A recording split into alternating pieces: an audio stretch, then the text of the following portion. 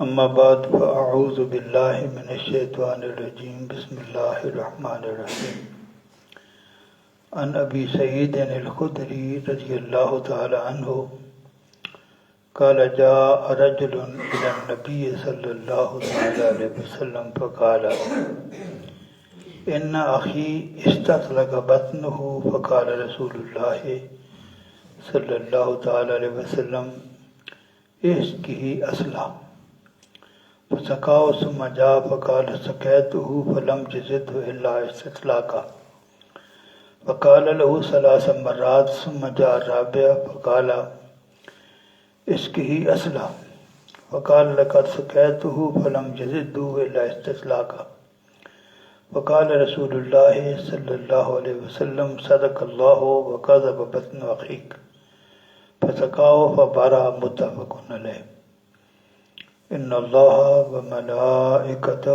یصلون علی النبی یا ایہا الذین آمنوا صلوا علیہ وسلموا تسلیما الصلاۃ والسلام علیک یا سیدی یا رسول اللہ وعلی آلک واصحابک یا حبیب اللہ الصلاۃ والسلام علیک یا سیدی یا رسول اللہ وعلى آلک واصحابک یا حبیب اللہ۔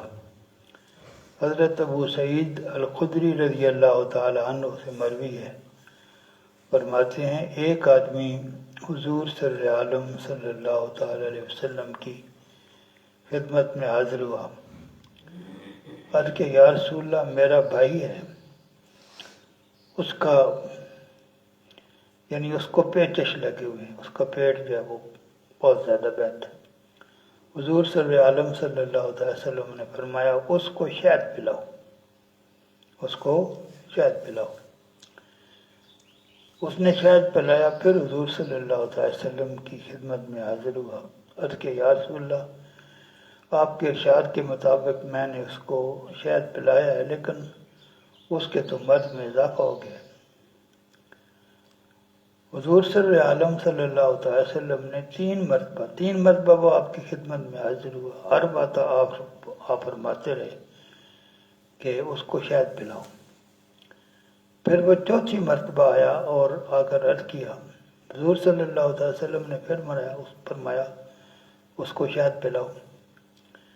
تو اس نے عرض کیا یا رسول اللہ میں نے اس کو شہد پلایا ہے، لیکن اس کے پیچوں میں تو اور اضافہ ہو رہا ہے۔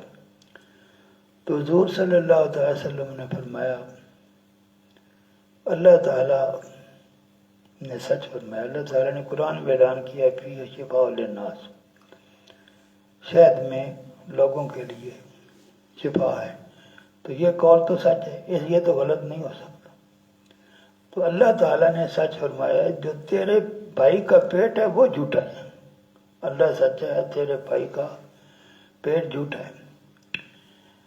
تو اس آدمی نے پھر اپنے بھائی کو شہد پلایا تو وہ شفا یاب ہو گیا، پھر اس کی جو ہے نا وہ تکلیف جو ہے شہد سے دور ہوگی جو حضور صلی اللہ علیہ وسلم نے فرمایا۔ متفق علیہ، یہ حدیث پاک متفق علیہ ہے۔ حضور صلی اللہ علیہ وسلم کو بہت سارے کام جو ہیں وہ ان کے سر انجام پانے میں انسان کی یقین کا اثر ہوتا جاتا، یقین ہو تو کام ہوتا ہے، یقین نہ ہو تو کام نہیں ہوتا۔ شک سے آپ وہ چیزیں جن کا تعلق دین کے ساتھ ہے وہ ان پہ جب آپ عمل کرتے ہیں، پورے یقین کے ساتھ عمل کرتے ہیں تو اللہ تعالیٰ کرم فرماتے ہیں، لیکن شک کے ساتھ کرتے ہیں تو پھر مشکل، اس کا اثر جو ہے وہ مشکل ہوتا ہے۔ عن انس رضی اللہ تعالی عنہ قال قال رسول اللہ صلی اللہ تعالی وسلم ان امثل ما تداویتم به الحجامہ والقسط البحری متفق علیہ۔ حضرت انس رضی اللہ تعالی عنہ سے مروی ہے، فرماتے ہیں حضور صلی اللہ تعالی وسلم نے فرمایا بہترین چیزیں جن سے تم علاج کرتے ہو، یعنی بہترین دوائیاں، بہترین علاج 2 ہیں، ایک پچنے لگانا، پچنے جامہ، اور دوسرا کشت باری، اس کو کست ہندی بھی کہتے ہیں، ایک بوٹی سی ہے، تو اس کا نام جو ہے وہ یہ اس قسم کے جو طبی نبی میں جو چیزیں ہیں، کچھ چیزیں تو ہوتی ہیں ساری دنیا میں پائی جاتی ہیں، اس کو ہر کوئی اپنے اپنے علاقے کے نام سے پہچان لیتے ہیں، لیکن کچھ بوٹیاں وہ ہوتی ہیں جو کسی علاقے میں ہوتے ہیں اور کسی میں نہیں ہوتی، آپ ان کو ضرورت ہوتی ہے تو آپ وہ جو ہوتے ہیں ان کے یہ کیا کہتے ہیں، آپ پنساری کے پاس آپ جائیں گے تو آپ کو یہ انہی ناموں کے ساتھ ملیں گی، کوئی نام عربی کا ہوگا، کوئی کسی سنسکرت کا ہوگا، تو پنساریوں کے بعد آپ کو وہ انہی ناموں کے ساتھ ملیں گی، تو یہ کست ہندی بھی اس کہتے ہیں، اس کو کست بحری بھی کہتے ہیں۔ تو حضور صلی اللہ علیہ وسلم نے فرمایا یہ دو بہترین علاج ہیں، ایک پچنے لگانا اور دوسرا کست باری کو استعمال کرنا۔ یہ حدیث پاک بھی متفق علیہ ہے۔ وعنہ رضی اللہ تعالی عنہ قال قال رسول اللہ صلی اللہ تعالی علیہ وسلم لا تعذبوا صبیانکم بالغمس من العذرہ وعلیکم بالقسط، متفق علیہ۔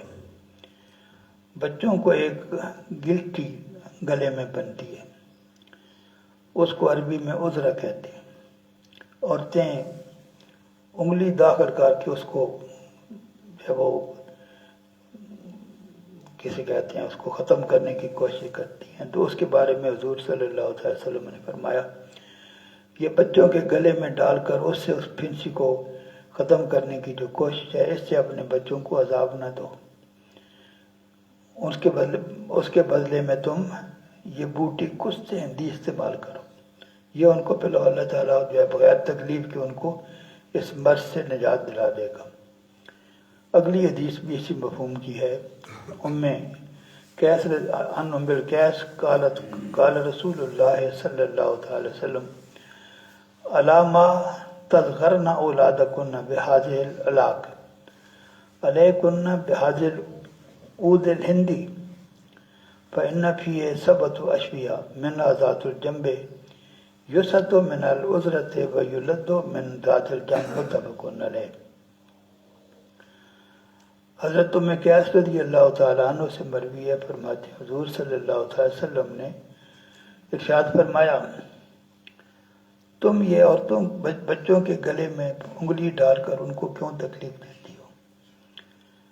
تمہارے پاس یہ کست ہندی ہے، اس کو اود بھی کہتے ہیں، بدھ ہندی بھی کہتے ہیں، اس میں 7 چیزوں کا علاج ہے، کست ہندی میں، کست باری میں 7 چیزوں کا علاج ہے، اور ان میں سے ایک بیماری کا نام ذات الجنب ہے، جو یہاں پہلو میں درد ہوتا ہے، ایک ذات الجنب بھی ہے۔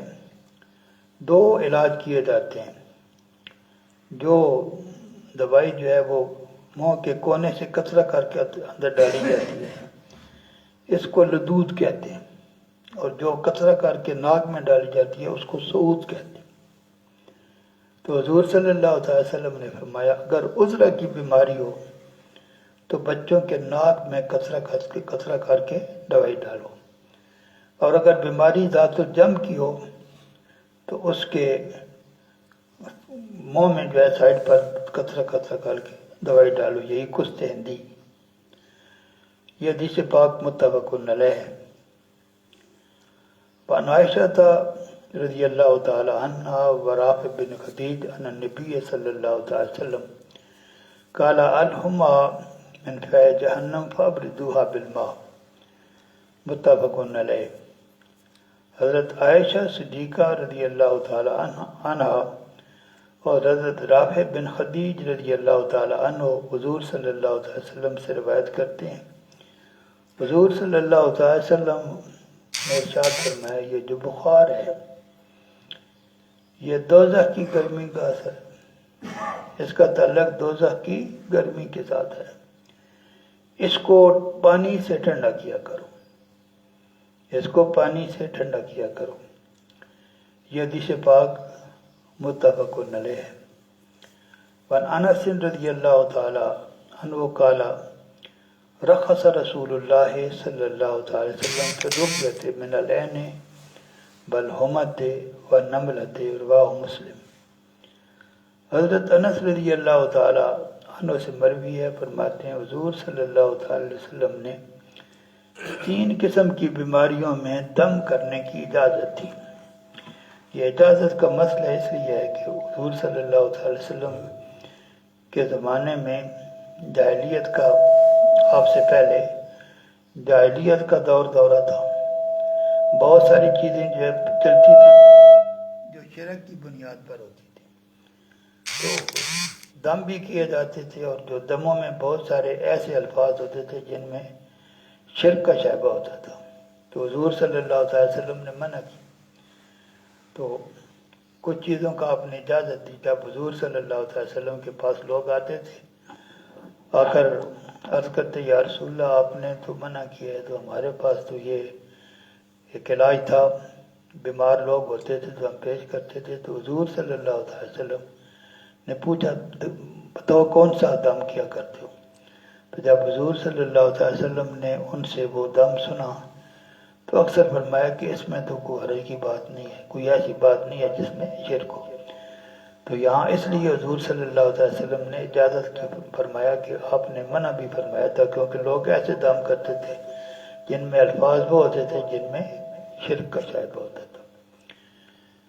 تو حضور صلی اللہ علیہ وسلم نے فرمایا کہ ان 3 بیماریوں میں حضور صلی اللہ علیہ وسلم نے دم کرنے کی اجازت دی ہے۔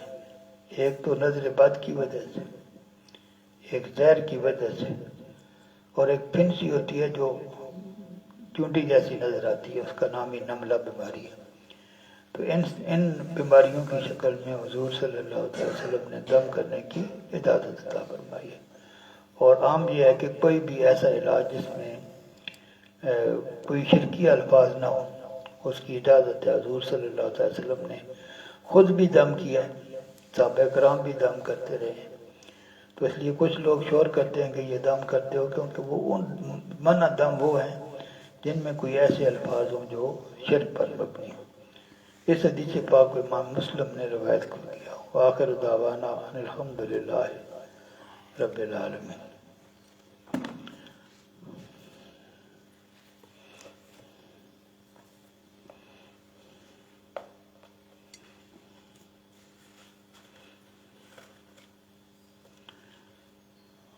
بیت الخلاء میں اپنے کیسے جانا ہے؟ آپ کا دین آپ کو ہر چیز بتاتا ہے، کوئی چیز جو ہے وہ اندھیرے میں نہیں چھوڑی، ہر چیز وضاحت کر دی۔ فرماتے ہیں کہ جب آپ بیت الخلاء میں جائیں تو مسجد کے برعکس مسجد میں داخل ہوتے ہیں دایاں پاؤں پہلے رکھتے ہیں۔ بیت الخلاء میں جائیں گے تو پہلے بایاں پاؤں رکھیں، بایاں پاؤں جو ہے وہ بیت الخلاء میں رکھیں، اور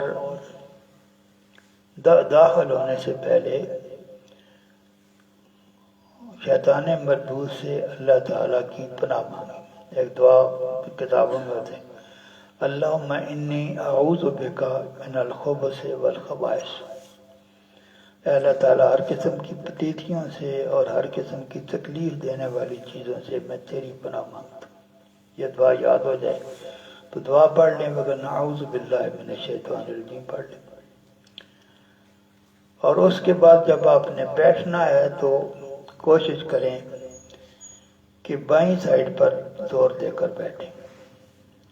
حضور صلی اللہ تعالی علیہ وسلم کے احکام جو ہیں وہ انسان کو اللہ تعالیٰ نے پیدا کیا ہے، اور اللہ تبارک و تعالیٰ نے انسان کو جیسے پیدا کیا اللہ تعالیٰ سے بہتر کوئی نہیں جانتا۔ کون سا کام کس طریقے سے ہوگا تو اس کے لیے بہتر ہے یہ اللہ تعالیٰ جانتے ہیں۔ اور اللہ تبارک و تعالیٰ کے حضور صلی اللہ علیہ وسلم اللہ تعالیٰ کے فرشتہ رسول ہیں، اور اللہ تعالیٰ نے آپ کو علم عطا فرمایا۔ تو جو کچھ حضور صلی اللہ علیہ وسلم نے آپ کو بتایا یہ وہی ہے جو حضور صلی اللہ علیہ وسلم کو اللہ تعالیٰ نے بتایا۔ تو فرمایا آپ بائیں، آپ کو اس کی سمجھ آئے یا نہ آئے، جب اللہ تعالیٰ کے رسول کے حکم پر عمل کرتے ہوئے آپ کریں گے تو اسے آپ کو فائدہ ہوگا۔ فرمایا بیٹھیں تو بائیں پہلو پر جو ہے وہ زور دے کر بیٹھیں، اور بیت الخلاء میں بولنے کی ممانعت فرمائی، بولنے سے اجتناب کریں۔ ہاں کوئی بہت زیادہ مجبوری ہو تو مجبوری سے احکام بدل جاتے ہیں۔ جب آپ بیت الخلاء میں بیٹھے ہیں، کسی حالت میں بیٹھے ہیں، تو قبلہ کی طرف منہ کرنا بھی اور قبلہ کی طرف پشت کرنا بھی، خواہ آپ کھلی یا فضا میں ہوں یا خواہ کسی آپ بند جگہ پر کمرے میں ہوں یا جس طرح باتھ روم ہے، قبلہ کی طرف منہ کرنا بھی اور قبلہ کی طرف پشت کرنا بھی مکروہ تحریمی ہے۔ قبلہ کی طرف پشت کرنا بھی اور قبلہ کی طرف رخ کرنا بھی یہ مکروہ تحریمی ہے۔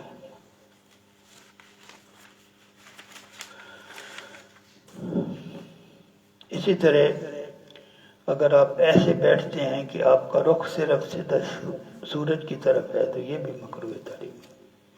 اگر آپ کا رخ جو ہے وہ چاند کی طرف ہے تو یہ بھی مکروہ تحریمی ہے۔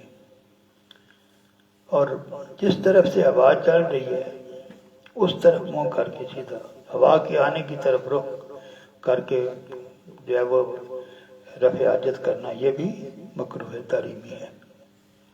آگے کچھ وہ چیزیں ہیں جن میں پیشاب کرنا مکروہ ہے، وہ کل پیش کروں۔ وآخر دعوانا ان الحمد للہ رب العالمین۔